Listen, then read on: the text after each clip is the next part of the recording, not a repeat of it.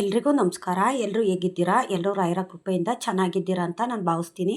ರಾಯರು ನಿಮ್ಮೆಲ್ರಿಗೂ ಸುಖ, ಶಾಂತಿ, ನೆಮ್ಮದಿ, ಆಯುಸ್ಸು, ಆರೋಗ್ಯ, ಭಾಗ್ಯ ಕೊಟ್ಟು ಕಾಪಾಡಲಿ ಅಂತ ನಾನು ಕೇಳ್ಕೊತೀನಿ. ಬೆಳಿಗ್ಗೆ ಎದ್ದ ತಕ್ಷಣ ಹೆಣ್ಮಕ್ಳು ತಪ್ಪದೇ ಈ ಕೆಲಸ ಮಾಡಿ. ಈ ಕೆಲಸ ಮಾಡೋದಕ್ಕೆ ಸ್ನಾನ, ಪೂಜೆ ಯಾವುದೂ ಅಷ್ಟೇ ಬೇಕಿರೋದಿಲ್ಲ. ಮನೆ ಕಷ್ಟ, ಪರಿಸ್ಥಿತಿ ಚೆನ್ನಾಗಿಲ್ಲ ಅಂತಂದರೂ ಸಹ, ಆರೋಗ್ಯ ನಮಗೆ ಚೆನ್ನಾಗಿಲ್ಲ ಅಂದರೂ ಸಹ ತಪ್ಪದೇ ಈ ಕೆಲಸನ ನಾವು ಮಾಡಬೇಕು. ನಾವು ಹೆಣ್ಮಕ್ಳು ಬೆಳಗ್ಗೆ ಎದ್ದ ತಕ್ಷಣ ನಮ್ಮ ಕೆಲಸದಲ್ಲಿ ನಾವು ತೊಡಗಿಸ್ಕೊಳ್ಳೋದಕ್ಕೆ ಹೋಗಬಾರ್ದು. ಒಂದು 5 ನಿಮಿಷ ನಾವು ದೇವ್ರಿಗೆ ಅಂತ ನಾವು ಇಡಬೇಕು ನಮ್ಮ ಟೈಮನ್ನು. ಬೆಳಗ್ಗೆ ಎದ್ದ ತಕ್ಷಣ ಎದ್ದು ದೇವ್ರ ಫೋಟೋ ನೋಡೋದಿಲ್ಲ, ಟೈಮ್ ಆಗಿಬಿಟ್ಟಿರುತ್ತೆ. ಎದ್ದು ಕೆಲಸ ಮಾಡಬೇಕು, ನಾಷ್ಟ ಮಾಡಬೇಕು, ಕೆಲ್ಸಗಳ್ಗೆ ಹೋಗಬೇಕು, ಈ ಥರ ಎಲ್ಲ ಒಂದು ಬ್ಯುಸಿ ಅನ್ನೋದಿರುತ್ತೆ. ಅದನ್ನೆಲ್ಲ ನಾವು ಪಕ್ಕಕ್ಕಿಟ್ಟು ಒಂದು 5 ನಿಮಿಷ ನಾವು ಎದ್ದ ತಕ್ಷಣ ನಾವು ದೇವ್ರ ಸ್ಮರಣೆ ಮಾಡಬೇಕು. ನಾವು ಹೊರಗಡೆ ಬಂದು ನೀವು ಇದನ್ನು ಮಾಡಿ ನೀವು ಕೈ ಕಾಲು ಮುಖ ತೊಳ್ಕೊಳ್ಳಿ. ಸ್ನಾನನೇ ಮಾಡಬೇಕು ಅಂತಿಲ್ಲ, ಪೂಜೆನೂ ಸಹ ಮಾಡಬೇಕು ಅಂತಿಲ್ಲ. ತಪ್ಪದೆ ಪ್ರತಿಯೊಬ್ಬ ಹೆಣ್ಮಕ್ಳು ಸಹ ಇದನ್ನು ಡೈಲಿ ನಾವು ಪಾಲಿಸ್ತಾ ಬಂತು ಅಂತಂದರೆ ನಮ್ಮ ಮನೆ ಪರಿಸ್ಥಿತಿ ಆಗಿರ್ಬೋದು, ನಮಗೆ ಆರೋಗ್ಯ ಇಲ್ಲ ಅಂತಂದರೆ, ಈಗ ಸುಮಾರು ಜನಕ್ಕೆ ಇವಾಗ ಆರೋಗ್ಯ ಸರಿ ಇರೋದಿಲ್ಲ. ಎಂಥವ್ರಿಗೂ ಸಹ, ಎಂಥ ಚಿಕ್ಕ ವಯಸ್ಸಾದವ್ರಿಗೂ ಸಹ ಆರೋಗ್ಯ ಅನ್ನೋದು ಇರೋದಿಲ್ಲ. ಏಕೆ ಅಂತಂದರೆ ನಾವು ತಿನ್ನೋ ಊಟದಲ್ಲೇ ಕೆಮಿಕಲ್ಲು ಇರೋದರಿಂದ ನಮಗೆ ಆರೋಗ್ಯ ಅನ್ನೋದು ಬೇಗ ಹಾಳಾಗ್ತಿರುತ್ತೆ. ಹಾಗಾಗಿ ನಮ್ಗೆ ಆರೋಗ್ಯ ಸುಧಾರಿಸುತ್ತೆ. ನಮ್ಮ ಮನೆ ಪರಿಸ್ಥಿತಿ ಚೆನ್ನಾಗಿಲ್ಲ ಅಂದರೂ ಸಹ ಮನೆ ಪರಿಸ್ಥಿತಿ ಭಗವಂತ ಚೆನ್ನಾಗಿಡ್ತಾನೆ. ನಮ್ಮ ಜೊತೆ ದೇವತೆಗಳಿರ್ತಾರೆ. ನಾವು ಇದನ್ನೆಲ್ಲ ಪ್ರತಿದಿನ ನಾವು ಪಾಲಿಸ್ತಾ ಹೋಗಬೇಕು. ನಮಗೇನು ಗೊತ್ತಿದೆಯೋ ಅದನ್ನು ನಾವು ಮಾಡ್ತಾ ಹೋಗಬೇಕು. ಗೊತ್ತಿಲ್ಲದೆ ಇರೋದನ್ನು ನಾವು ಬಿಟ್ಬಿಡಬೇಕು. ನಾವು ಏಕೆ ಅಂತಂದರೆ ಸುಮಾರು ಜನಕ್ಕೆ ಮನೆ ಪರಿಸ್ಥಿತಿನೇ ಚೆನ್ನಾಗಿಲ್ಲ. ಇವಾಗಿನ ಕಾಲದಲ್ಲಿ ನಾವು ದುಡ್ಕೊಂಡು ತಿಂತೀವಿ, ದೇವರೇ ನಮಗೆ ಆರೋಗ್ಯ ಕೊಡು ಅಂತಂದರೆ ಸುಮಾರು ಜನಕ್ಕೆ ಆರೋಗ್ಯನೇ ಇರೋದಿಲ್ಲ. ನಮಗೇನಿಲ್ಲ ಅಂದರೂ ಪರವಾಗಿಲ್ಲ, ಆರೋಗ್ಯ ಇರಬೇಕು. ಆರೋಗ್ಯ ಇದ್ದರೆ ನಮ್ಗೆ ಎಲ್ಲಾದರೂ ಹೋಗಿ ದುಡ್ಕೊಂಡು ತಿನ್ಬೋದು ನಾವು, ಅಲ್ವಾ? ನಮ್ಮ ಆರೋಗ್ಯನೇ ಚೆನ್ನಾಗಿಲ್ಲ ಅಂತಂದರೆ ಯಾವ ಕೋಟಿಗಟ್ಟಲೆ ದುಡ್ಡಿದ್ರು ಏನು ಪ್ರಯೋಜನ, ಅಲ್ವಾ? ಕೋಟಿಗಟ್ಟಲೆ ದುಡ್ಡು ಕೊಟ್ಟು ನಾವು ಆರೋಗ್ಯ ತಗೊಳಕ್ಕಾಗುತ್ತಾ? ಮನೆ ಪರಿಸ್ಥಿತಿ ಚೆನ್ನಾಗಿಲ್ಲ, ನಾವು ಕಷ್ಟಪಟ್ಟು ದುಡಿತಾ ಇದ್ದೀವಿ, ಆ ಕಷ್ಟಕ್ಕೆ ಫಲ ಸಿಗ್ತಾ ಇಲ್ಲ, ಮನೆ ಕಷ್ಟನೇ ಜಾಸ್ತಿ. ನಮಗೆ ಎಷ್ಟು ದುಡಿದ್ರೂ ನಮ್ಮ ಕೈಲಿ ಹಣ ಅನ್ನೋದು ನಮ್ಮ ಕೈ ಎತ್ತುತ್ತಾ ಇಲ್ಲ ಅಂತ ಅನ್ನೋರು ಸಹ ಪಾಲಿಸ್ಬೋದು. ಪ್ರತಿಯೊಬ್ಬರು, ಎಲ್ಲ ಇರೋವಂಥವ್ರಾಗಲಿ ಇಲ್ದಿರೋ ಅಂಥವ್ರಾಗಲಿ ಇದನ್ನು ನಾವು ಪಾಲಿಸಲೇಬೇಕು. ಏಕೆ ಅಂತಂದರೆ ಗಂಡಸರು ಸಹ ಇದನ್ನು ಮಾಡ್ಬೋದು, ಹೆಂಗಸರು ಸಹ ಇದನ್ನು ಪ್ರತಿ ದಿವಸ ನಾವು ಪಾಲಿಸ್ಬೇಕು. ಈಗ ಬೆಳಿಗ್ಗೆ ಎದ್ದ ತಕ್ಷಣ ನಮ್ಮ ಕೆಲಸದಲ್ಲಿ ನಾವು ಮಾಡೋದಕ್ಕೆ ಹೋಗಬಾರ್ದು. ನಾವು ಎದ್ದ ತಕ್ಷಣ ಹಾಸಿಗೆನೆಲ್ಲ ನಾವು ಕ್ಲೀನ್ ಮಾಡ್ಕೋಬೇಕು. ಕ್ಲೀನ್ ಮಾಡಿಕೊಂಡು ದೇವ್ರ ಮುಖ ನೋಡಬೇಕು. ನಾವು ಕೂತಿದ್ದ ಜಾಗದಲ್ಲಿ ದೇವ್ರನ್ನ ನಾವು ಸ್ಮರಣೆ ಮಾಡಬೇಕು. ರಾಘವೇಂದ್ರ ಸ್ವಾಮಿನ, ನಮ್ಮ ಮನೆ ದೇವ್ರನ್ನ ಎಲ್ಲರೂ ಸಹ ನೆನೆಸ್ಕೊಂಡು ನಾವು ಭೂಮಿ ತಾಯಿಗೆ ನಮಸ್ಕಾರ ಹಾಕ್ಕೋಬೇಕು. ನಾವು ಇಡೀ ದಿವಸ ಯಾವುದೇ ಒಂದು ತೊಂದರೆ ತಾಪತ್ರೆ ಬರ್ದಿರೋ ಹಾಗೆ ನೀನು ನೋಡ್ಕೋ ಭಗವಂತ, ನನ್ನ ಜೊತೆಯಲ್ಲಿ ನೀನಿರು, ನನ್ನ ಕಷ್ಟ ಸುಖ ದುಃಖದಲ್ಲಿ ನೀನಿರು, ನನ್ನ ಕೆಲಸ ಕಾರ್ಯದಲ್ಲಿ ನೀನಿರು ತಂದೆ ಅಂತ ನಾವು ದೇವ್ರನ್ನ ಬೇಡ್ಕೊಂಡು ನೀವು ಕೈಕಾಲು ಮುಖ ತೊಳ್ಕೊಳ್ಳಿ. ಕೈಕಾಲು ಮುಖ ತೊಳ್ಕೊಂಡು ಸೂರ್ಯನಾರಾಯಣಿಗೆ ನಮಸ್ಕಾರ ಹಾಕಿ. ಅಂದರೆ ಸೂರ್ಯ ಉದಯ ಆಗೋದ್ರೊಳಗಡೆ 5:45 6 ಗಂಟೆ 6:30 ಆದರೂ ಪರವಾಗಿಲ್ಲ, ಸೂರ್ಯನಾರಾಯಣಿಗೆ ನೀವು ಒಂದು 5 ನಿಮಿಷ ನಮಸ್ಕಾರ ಹಾಕಿ. ನೀವು ನಿಮ್ಮ ಕಷ್ಟ ಏನಿದೆ, ನಿಮ್ಗೆ ಆರೋಗ್ಯ ಇಲ್ವಾ, ಮನೆ ಪರಿಸ್ಥಿತಿ ಚೆನ್ನಾಗಿಲ್ವಾ, ಇದನ್ನೆಲ್ಲ ನೀವು ಸೂರ್ಯನಾರಾಯಣನ ಹತ್ರ ಹೇಳ್ಕೊಂಡು, ನಿಮಗೆ ಹೇಳೋದಕ್ಕೆ ಬರಲಿಲ್ಲ ಅಂದರೂ ನಿಮ್ಮ ಮನೆ ಪರಿಸ್ಥಿತಿ ಏನಿದೆ ನಿಮ್ಗೆ ಹೇಗೆ ಗೊತ್ತೋ ಅದನ್ನು ಹೇಳಿ. ಓಂ ನಮೋ ಸೂರ್ಯನಾರಾಯಣಾಯ ನಮಃ, ಓಂ ನಮೋ ಸೂರ್ಯನಾರಾಯಣಾಯ ನಮಃ ಅಂತ ನೀವು 11 ಸತಿ ನೀವು ಹೇಳಿದ ತಕ್ಷಣ ಭೂಮಿ ತಾಯಿಗೆ ನೀವು ಬಗ್ಗಿ ನಮಸ್ಕಾರ ಹಾಕಿ. ಈಗ ರಾಘವೇಂದ್ರ ಸ್ವಾಮಿಗೆ ನಾವು ಬಗ್ಗಿ ಹೇಗೆ ನಮಸ್ಕಾರ ಹಾಕ್ತೀವೋ, ಸಣ್ಣ ಮಾಡ್ಕೋತೀವೋ, ಅದೇ ರೀತಿ ನೀವು ಭೂಮಿ ತಾಯಿಗೆ ನಮಸ್ಕಾರ ಮಾಡ್ಕೋಬೇಕು. ಏಕೆ ಅಂತಂದರೆ ನಮ್ಮ ಜೀವನ ಪೂರ್ತಿ ಸೂರ್ಯನಾರಾಯಣನ ಆಶೀರ್ವಾದ ಬೇಕು, ಭೂಮಿ ತಾಯಿ ಆಶೀರ್ವಾದ ಬೇಕು. ಇವರಿಬ್ಬರು ಆಶೀರ್ವಾದ ಇತ್ತು ಅಂತಂದರೆ ದೇವತೆಗಳ ಆಶೀರ್ವಾದ ಸಿಕ್ಕಾಗೇನೆ. ನಾವು ಪ್ರತಿದಿನ ಇದನ್ನು ಪಾಲಿಸ್ತಾ ಹೋಗಬೇಕು. ಕೈಕಾಲು ಮುಖ ತೊಳ್ಕೊಳ್ಳಿ ಸಾಕು, ಸ್ನಾನನೇ ಮಾಡಬೇಕು ಅಂತ ಏನಿಲ್ಲ. ಈಗ ಕೆಲವರು ಬೇಗ ಎದ್ದು ಬ್ರಾಹ್ಮಿ ಮುಹೂರ್ತದಲ್ಲಿ ಡೈಲಿ ಪೂಜೆ ಮಾಡ್ತಾರೆ. ಮಾಡಿದ ನಂತರನೂ ಸಹ ಸೂರ್ಯನಾರಾಯಣಿಗೆ ನಮಸ್ಕಾರ ಹಾಕಿ ಭೂಮಿ ತಾಯಿಗೆ ನಾವು ನಮಸ್ಕಾರ ಹಾಕ್ತು ಅಂತಂದರೆ ನಮ್ಮ ಕಷ್ಟ ಏನೇ ಇರಲಿ ಅದನ್ನೆಲ್ಲ ಕ್ಷಣಾಂತರದಲ್ಲಿ ದೂರ ಮಾಡ್ತಾರೆ. ನೀವು ಪ್ರತಿದಿನ ಇದನ್ನು ಪಾಲಿಸ್ತಾ ಬನ್ನಿ, ಖಂಡಿತ ಇದು 100ಕ್ಕೆ 100ರಷ್ಟು ನಿಮಗೆ ರಿಸಲ್ಟ್ ಅನ್ನೋದು ಕೊಡುತ್ತೆ. ಏಕೆ ಅಂತಂದರೆ ನಾವು ಜನ ನಂಬಿ ನಾವು ಮೋಸ ಹೋಗ್ತೀವಿ, ಆದರೆ ದೇವರು ನಂಬಿ ಯಾವತ್ತೂ ಅಷ್ಟೇ ಮೋಸ ಹೋಗೋದಿಲ್ಲ. ದೇವ್ರಿಗೆ ಅಂತ ಏನೇ ಒಂದು ನಾವು ಪೂಜೆ ಪುನಸ್ಕಾರ ವ್ರತ ಅಂತ ಮಾಡಿದ್ರು ಸಹ ಆ ವ್ರತಕ್ಕೆ ಫಲ ಅಂತ ಭಗವಂತ ಕೊಡ್ತಾನೆ. ನಮಗೆ ಗೊತ್ತಿದ್ದಷ್ಟು ನಾವು ಮಾಡ್ತಾ ಹೋಗೋಣ, ಗೊತ್ತಿಲ್ಲದೆ ಇರೋದನ್ನು ನಾವು ಬಿಟ್ಬಿಡೋಣ. ಈಗ ನಮ್ಗೆ ಗೊತ್ತಿಲ್ಲದೆ ಇರೋ ಅಂಥದ್ದನ್ನು ಸಹ ಬೇರೆಯವರಿಂದ ನಾವು ಕೇಳಿ ತಿಳ್ಕೊಂಡಿದ್ದೀವಿ, ನಾವು ಅದನ್ನು ನಾವು ಪಾಲಿಸ್ತಾ ಇದ್ದೀವಿ. ನಮ್ಮ ಜೀವನನ ಚೆನ್ನಾಗೇ ಇಟ್ಟಿರ್ತಾನೆ ಭಗವಂತ. ಇನ್ನು ಡೈಲಿ ಪ್ರತಿದಿನ ನಾವು 4 ಗಂಟೆಗೆ ಎದ್ದು ಮನೆ ಕ್ಲೀನ್ ಮಾಡಿಕೊಂಡು ಬಾಗಿಲು ಕಸ ಗುಡಿಸಿ ಬಾಗಿಲಿಗೆ ನೀರು ಹಾಕಿ ತುಳಸಿ ಕಟ್ಟೆ ಹತ್ರ ಮನೆ ಮುಂಬಾಗಿಲಿಗೆ ನಾವು ರಂಗೋಲಿ ಬಿಟ್ಟು ಹೊಸ್ಲಿಗೆ ಡೈಲಿ ಹೊಸ್ಲು ತೊಳೆದು ಅರಿಶಿನ ಕುಂಕುಮ ಇಟ್ಟು ಸ್ನಾನ ಮಾಡಿ ದೇವ್ರಿಗೆ 2 ದೀಪ ಹಚ್ಚಿ ತುಳಸಿ ಹತ್ರ ದೀಪ ಹಚ್ಚಿ. ನಿಮ್ಗೆ ಡೈಲಿ ತುಳಸಿ ಹತ್ರ ಹಚ್ಚಕ್ಕಾಗಲಿಲ್ಲ ಅಂದರೆ ನೀವು ವಾರದಲ್ಲಿ 2 ದಿವಸ ಅಂತೂ ಕಂಪಲ್ಸರಿ ಹಚ್ಚಿ, ಶುಕ್ರವಾರ ಮತ್ತು ಗುರುವಾರ, ಇಲ್ಲ ನಿಮ್ಮ ಮನೆ ದೇವ್ರ ವಾರ ಯಾವತ್ತಿರುತ್ತೋ ಅವತ್ತು ನೀವು ಹಚ್ಚುತ್ತಾ ಹೋಗಿ. ಆದರೆ ಮನೆ ವಾರದ ದಿವಸ ನೀವು ಹಚ್ಚಿಲ್ಲ ಅಂದರೂ ಪರವಾಗಿಲ್ಲ, ದೇವ್ರ ಹತ್ರ ಹಚ್ಚಿ ತುಳಸಿ ಹತ್ರ ಶುಕ್ರವಾರ ಹಚ್ಚಿ, ಕಂಪಲ್ಸರಿ ಶುಕ್ರವಾರ ಹಚ್ಚಿ. ರಾಯರು ವಾರದ ದಿವಸ ಹಚ್ಚಿ. ಏಕೆಂತಂದರೆ ಶ್ರೀಕೃಷ್ಣ ತಾಯಿ ತುಳಸಿ ಮಾತೆ ತುಳಸಿ ಗಿಡದಲ್ಲಿ ಇರೋವಂಥದ್ದು, ಅವ್ರ ಆಶೀರ್ವಾದ ನಮಗೆ ಬೇಕೇ ಬೇಕು. ನೀವು ರಾಯರ ಹತ್ರ ಮನೆ ದೇವ್ರ ಹತ್ರ ಏನಾದರೂ ನೈವೇದ್ಯ ಇಡ್ತೀರಲ್ಲ ಅದನ್ನೇ ಸ್ವಲ್ಪನ ನೀವು ತುಳಸಿ ಹತ್ರ ಇಡಿ. ತುಳಸಿ ಹತ್ರ ನೈವೇದ್ಯ ಇಡ್ದಿರ ನೀವು ಪೂಜೆ ಮಾಡೋದಕ್ಕೆ ಹೋಗಬೇಡಿ. ನೀವು ನಮಗೆ ಅನುಗ್ರಹ ಮಾಡ್ತಾನೆ ತಂದೆ ವಿಷ್ಣು ಆಗಿರ್ಬೋದು, ತಾಯಿ ತುಳಸಿ ದೇವಿ ಆಗಿರ್ಬೋದು.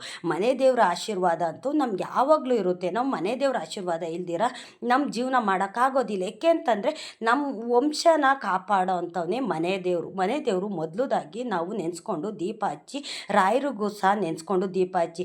ರಾಯರಿಗೆ ಗುರುವಾರ ಒಂದು ಟೈಮು ನೀವು ದೀಪ ಹಚ್ಚಿದ್ರೆ ಸಾಕು, ಒಂದು ದಿವಸ ಹಚ್ಚಿದ್ರೆ ಸಾಕು. ನೀವು ಡೈಲಿ ರಾಯರಿಗೆ ದೀಪ ಹಚ್ಚಬೇಕು ಅಂತಲೇ ಏನಿಲ್ಲ. ವಾರಕ್ಕೊಂದು ದಿವಸ ತುಪ್ಪ ದೀಪ ಹಚ್ಚಿ. ಮನೆ ದೇವ್ರಿಗೆ ಮಾತ್ರ ಡೈಲಿ 2 ಟೈಮು ನೀವು ದೀಪ ಹಚ್ಚಿ. ಸಂಜೆ ಹಚ್ಚೋಕ್ಕಾಗಿಲ್ಲ ಅಂದರೂ ಪರವಾಗಿಲ್ಲ, ಬರೀ ಊದ್ಗಡ್ಡಿ ಬೆಳಗಿ ಸಾಕು ನೀವು. ಅಂದರೆ ಬೆಳಗ್ಗೆ ಟೈಮು ಮಾತ್ರ ನೀವು ದೀಪನ ಬೆಳಗಲೇಬೇಕು, ದೀಪ ಹಚ್ಚಲೇಬೇಕು. ಇನ್ನು ತುಪ್ಪದ ದೀಪ ಅಂತೂ ನಾವು ತುಪ್ಪದ ದೀಪ ಡೈಲಿ ಹಚ್ಚೋಕ್ಕೆ ಎಲ್ರಿಗೂ ಸಹ ಸಾಧ್ಯವಾಗೋದಿಲ್ಲ. ತುಪ್ಪದ ಬತ್ತಿ ಸಿಕ್ಕುತ್ತಲ್ಲ ಅದನ್ನು ತೊಗೊಂಡು ಬಂದು ತುಪ್ಪದಲ್ಲಿ ಅದ್ಬಿಟ್ಟು ನೀವು 2 ಟೈಮು ಅದನ್ನು ಬೆಳಗ್ಗೆ ಸಾಕು. ರಾಯರು ಅದನ್ನೆಲ್ಲ ನೋಡ್ಕೋತಾರೆ. ಏನು ತುಪ್ಪ ಬಿಟ್ಟು ದೀಪನೇ ಹಚ್ಚಬೇಕು ಅಂತೇನಿಲ್ಲ. ತುಪ್ಪದ ಬತ್ತಿ ಹಚ್ಚಿದ್ರು ದೇವ್ರ ಅದೇ ಆಶೀರ್ವಾದನೇ ನಮಗೆ ಮಾಡೋ ಅಂಥದ್ದು.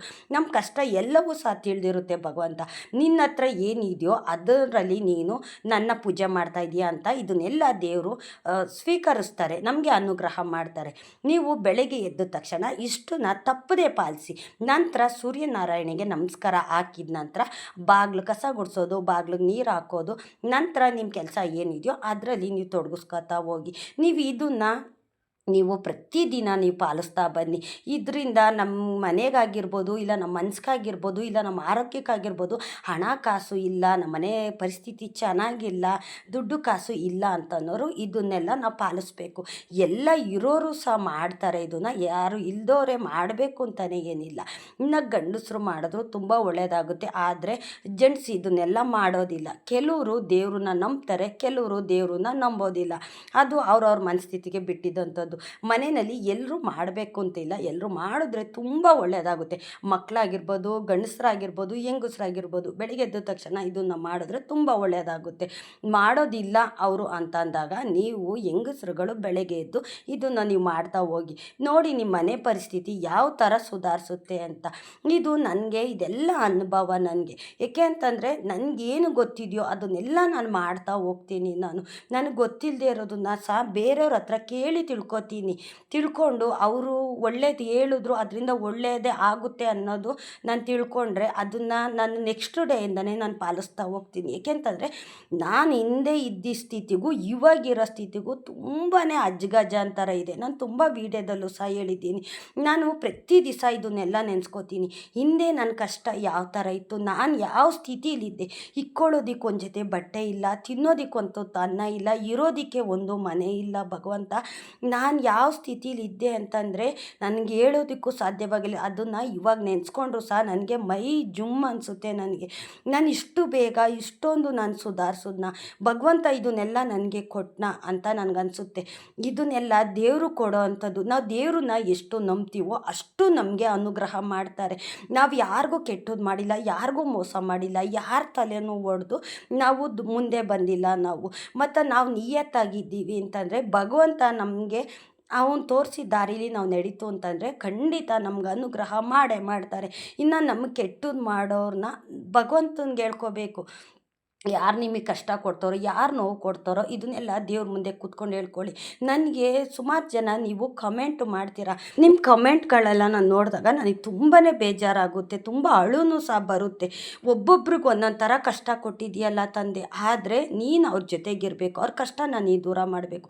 ಕೆಲವರು ಬೇರೆಯವರಿಂದನೇ ಮನೆ ಬಿಟ್ಟು ಆಚೆಗಡೆ ಬರೋಕ್ಕಾಗ್ತಿಲ್ಲ ಅಕ್ಕಪಕ್ಕದವರು ನನ್ನ ಚುಚ್ಚಿ ಚುಚ್ಚಿ ಮಾತಾಡ್ತಾರೆ. ನೀನು ರಾಯರ ಪೂಜೆ ಮಾಡ್ತೀಯಾ, ನಿನ್ಗೇನು ಒಳ್ಳೇದು ಮಾಡಿದ್ದಾರೆ ದೇವರು, ನೀನು ಏನಕ್ಕೆ ಇಷ್ಟೊತ್ತಿಗೆ ಎದ್ದು ನೀನು ಪೂಜೆ ಮಾಡ್ತೀಯಾ, ನೀನು ಇಷ್ಟೆಲ್ಲ ಮಾಡಿದ್ರು ನಿನ್ಗೇನು ಒಳ್ಳೇದು ಮಾಡಿದ್ದಾರೆ ಅಂತ ನನ್ನ ಚುಚ್ಚಿ ಚುಚ್ಚಿ ಮಾತಾಡ್ತಾರೆ ಅಕ್ಕ ಅಂತ ನೀವು ಸಹ ಹೇಳ್ತೀರಾ. ನೋಡಿ, ಆಡ್ಕೊಳ್ಳೋರ ಬಾಯಿನ ಯಾವತ್ತೂ ಅಷ್ಟೇ ನಾವು ಮುಚ್ಚೋಕ್ಕಾಗೋದಿಲ್ಲ, ಭಗವಂತನೇ ಮುಚ್ಚಬೇಕು ಅಂಥವ್ರ ಬಾಯಿನೆಲ್ಲ.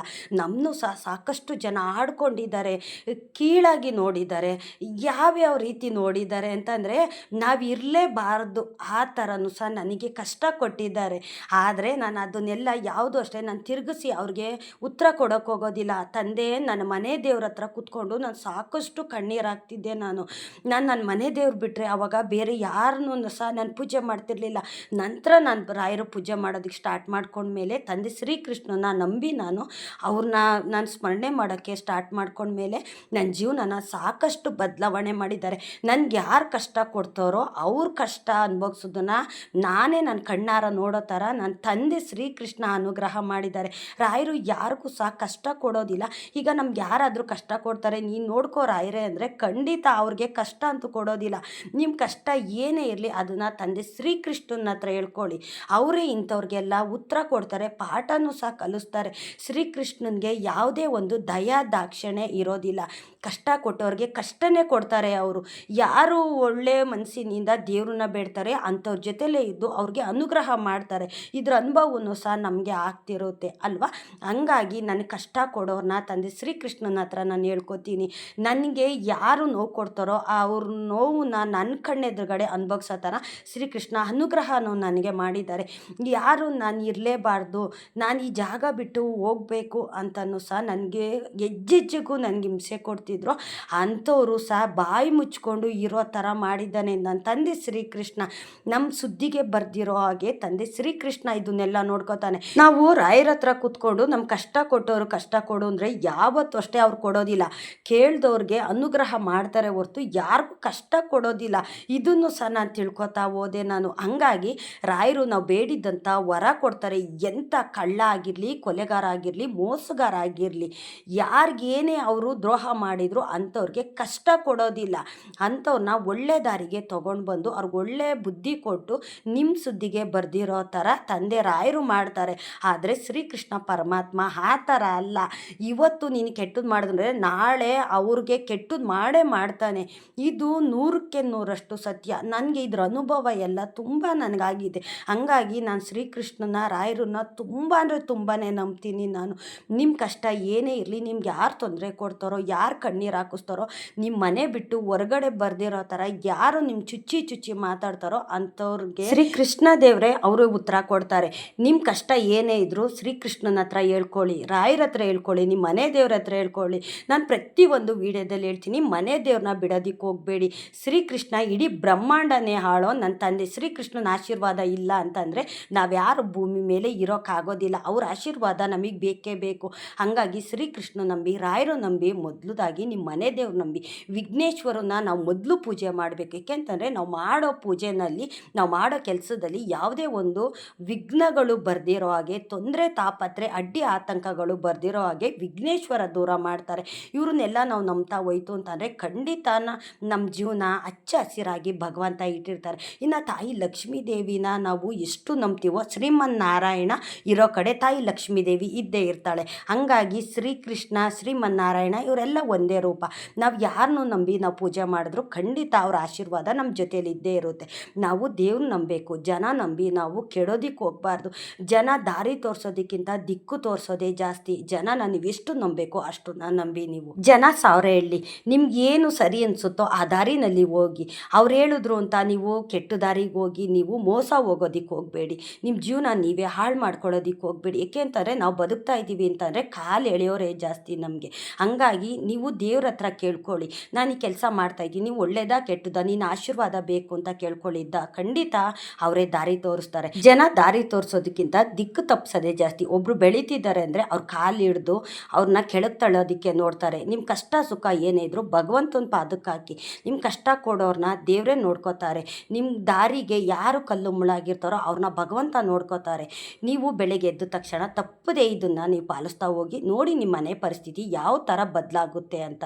ಇಷ್ಟೊತ್ತು ನನ್ನ ವಿಡಿಯೋ ನೋಡಿದ್ದಕ್ಕಾಗಿ ತುಂಬ ಹೃದಯದ ಧನ್ಯವಾದಗಳು. ರಾಯರು ನಿಮ್ಮೆಲ್ರಿಗೂ ಸುಖ ಶಾಂತಿ ನೆಮ್ಮದಿ ಆಯುಸ್ಸು ಆರೋಗ್ಯ ಭಾಗ್ಯ ಕೊಟ್ಟು ಕಾಪಾಡಲಿ ಅಂತ ನಾನು ಕೇಳ್ಕೊತೀನಿ.